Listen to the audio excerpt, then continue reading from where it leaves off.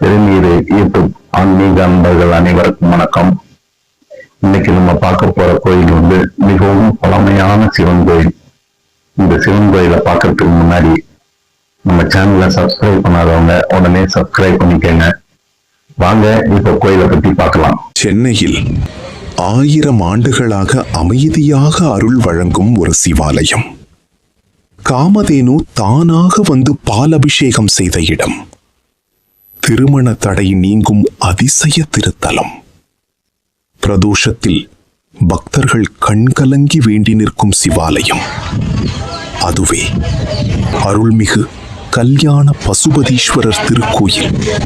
சென்னை சித்தாலப்பாக்கம் அருகில் உள்ள அரசங்கழனி பகுதியில் அமைந்துள்ள இந்த சிவாலயம் பக்தர்களால் மிகுந்த சக்தி வாய்ந்த பரிகார தலமாக கருதப்படுகிறது.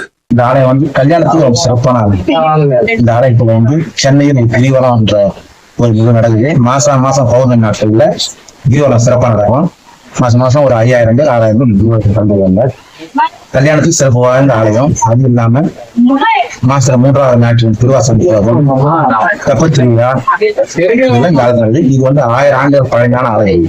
இங்கு அருள் பாலிப்பவர் அருள்மிகு கல்யாண பசுபதீஸ்வரர். அம்பாள் அருள்மிகு பெரியநாயகி அம்மன். இந்த கோயில் வெறும் ஆலயம் அல்ல, பலரின் வாழ்க்கையை மாற்றிய ஆன்மீக மையம். பல நூற்றாண்டுகளுக்கு முன்பு இந்த பகுதி அடர்ந்த காடாக இருந்தது. அப்போது அங்கு தவம் இருந்த முனிவர்கள் ஒரு அதிசயத்தை கவனித்தனர். ஒவ்வொரு நாளும் ஒரு வெள்ளை பசு காட்டின் ஒரு குறிப்பிட்ட இடத்திற்கு வந்து தானாகவே தனது பாலால் பூமியை அபிஷேகம் செய்து சென்றது. ஆச்சரியமடைந்த முனிவர்கள் அந்த இடத்தை தோண்டி பார்த்தனர். அப்போது மண்ணுக்குள்ளிருந்து வெளிப்பட்டது ஒரு சுயம்பு சிவலிங்கம். இங்க வந்து அவுடு சித்தர் மலைன்னு ஒரு மலை இருக்கு. அவுடுதான மூலிகை சிறந்த மூலிகை அந்த மலைன்றதுனால எல்லோரும் அந்த மலையை சுத்தினால குடும்ப சுழிச்சம், நோய் வாய் இல்லாம இருக்கிறது, இதெல்லாம் வந்து மிக சிறப்பாக நடக்கும். கிரிவலம் 3 முறை இந்த கிரிவலம் சுத்தி வந்தோம்னா குடும்ப சுழிச்சமா இருக்கு. இந்த கோவில் வந்து கிட்டத்தட்ட அகத்தியர் பிரதிஷ்டை பண்ண கோவில். இது பழனினால இப்போ 15 ஆண்டுகள் முன்னாடி இது எடுத்து சீர் பண்ணி இப்ப 2 வருஷத்துக்கு முன்னாடி கோயில் கும்பாபிஷேகம். கல்யாணம் ஆகும், நோய் தீராதவங்க நோய் தீரா. அனைத்து உயிர்களுக்கும் ஆண்டவனாக இருப்பதால் இறைவன் இங்கு பசுபதீஸ்வரர் என அருள் பாலிக்க தொடங்கினார். அகத்திய முனிவர் தென்னகத்தில் சிவசக்தி சமநிலையை நிலைநிறுத்த பல சிவஸ்தலங்களில் தவம் இருந்தார். அப்போது அவர் வந்தடைந்த தலங்களில் ஒன்று இந்த புனித சிவஸ்தலம். அகத்தியர் இங்கு சிவனை தியானித்து அரிய சிவதரிசனம் பெற்றதாக பக்தர்கள் நம்புகின்றனர். அதனால் இந்த தலத்தில் வழிபட்டால் திருமண தடை நீங்கும், குடும்ப ஒற்றுமை கிடைக்கும், மன அமைதி வரும், குழந்தை பாக்கியம் கிடைக்கும் என்று பக்தர்கள் நம்புகிறார்கள். மாசம் கிரிவலம் இருக்கு. திருவண்ணாமலையில நடக்கிற அப்படியே நடக்குது. இங்க ஃபர்ஸ்ட் நாங்க வந்து கொஞ்சம் பேர் இருந்தோம். இப்போ வந்து லட்சக்கணக்கான பேர் வராங்க. திருவண்ணாமலையில இருக்கிற ஜனம் மொத்தமே அங்க இருக்கிற மாதிரி இங்க வராங்க. ஒரு பேர் கல்யாண பசுபதீஸ்வரர் பெரியநாயகி அம்மா தாயாயே இங்கே கல்யாணம் வேண்டினோம்னா உடனடியா அந்த கல்யாணம் 1 வருஷம் 6 மாசத்துல நடந்து தீரும். இந்த மாதிரி ஒரு 25 கல்யாணம் எனக்கு தெரிஞ்சு நடந்திருக்கு. அதே மாதிரி உடம்பு சரியில்லை, ஏதோ ஒரு கேன்சர், கை கால் வரலன்னா இவர்கிட்ட வந்து வேண்டுதல் வச்சா நிச்சயமா குணமாயிடும். ஏன்னா என் வீட்டுல நிறைய நடந்திருக்கு, எனக்கு நல்லா இருக்கு. நாங்க வந்து ஒரு 15 வருஷமா இங்க தொண்டு செய்யறேன். நாங்க கேட்டதெல்லாம் அவர் கொடுத்துருந்தாரு. உங்களால முடிஞ்சா வந்து தொண்டு செய்யுங்க. ரொம்ப அபூர்வமான ஒரு ஐயா கேட்டு கொடுப்பாரு, நினைச்சிட்டு நிறைவேறும். இந்த பசுபதீஸ்வரர் கோயில்ல பௌர்ணமி மற்றும் பிரதோஷ நேரத்துல கைலாய வாத்தியம் வாசிக்கப்படுது.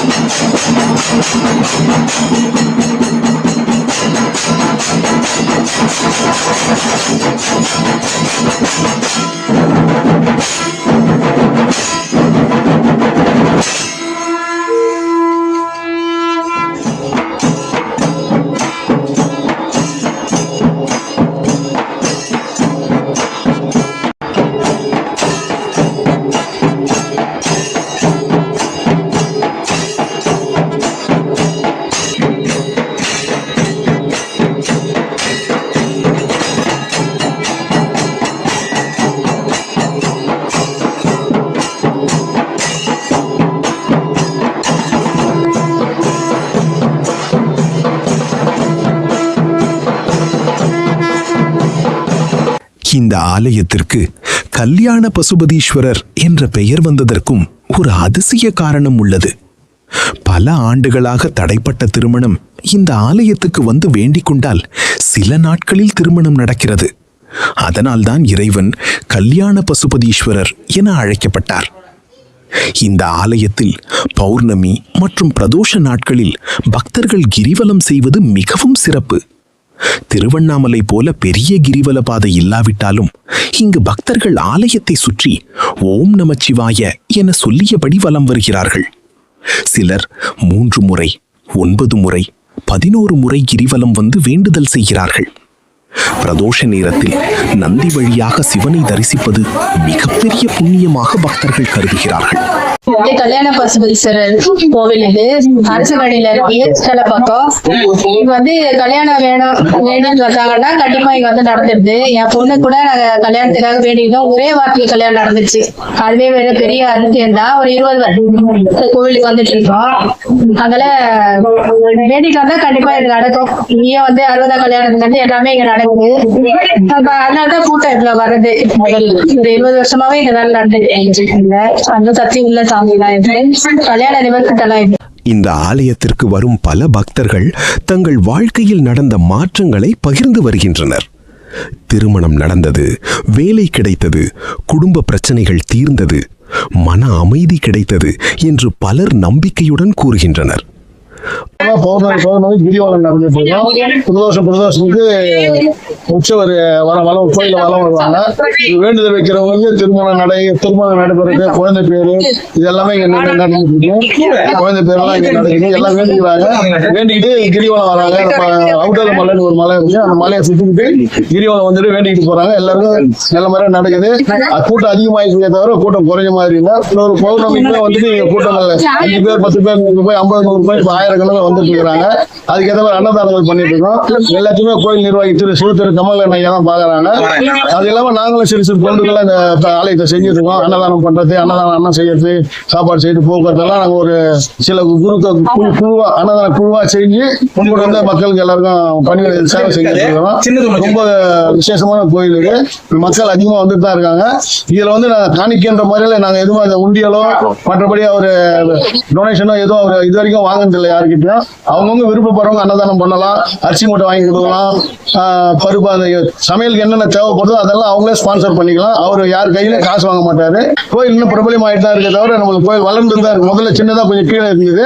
இப்ப அதை இது பண்ணிப்போம். அது இல்லாம இப்போ ஒரு 4-5 மாசத்துல பின்னால மணிகண்ட சுவாமி ஐயப்ப சுவாமி கோயில் ஒன்று கட்டியிருக்காங்க. அமைதியாக அமர்ந்து ஒரு சில நிமிடங்கள் ஓம் நமசிவாய என்று சொன்னாலே மனதில் ஒரு வித்தியாசமான அமைதி தோன்றும் என்று பக்தர்கள் கூறுகிறார்கள்.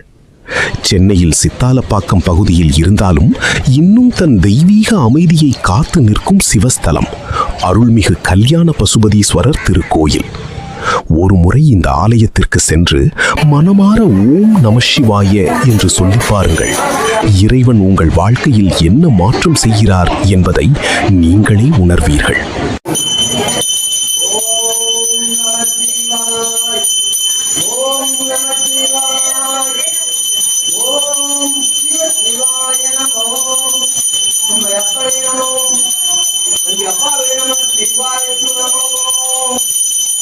இந்த பசுபதீஸ்வரர் கோயிலோட முழு அட்ரஸ் கீழே டிஸ்கிரிப்ஷன்ல கொடுத்துருக்கோம்.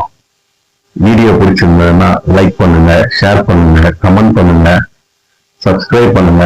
சப்ஸ்கிரைப் பண்ணா மட்டும் போகாது, அதுல பெல் ஐக்கான் அழுத்தி ஆளுங்கிற ஆப்ஷனை செலக்ட் பண்ணுங்க. அப்பதான் நாங்க போடுற வீடியோ உங்களுக்கு உடனுக்குடன் வந்து சேரும். மீண்டும் ஒரு கோயில் நிகழ்ச்சியில உங்களை சந்திக்கிறேன். நன்றி, வணக்கம்.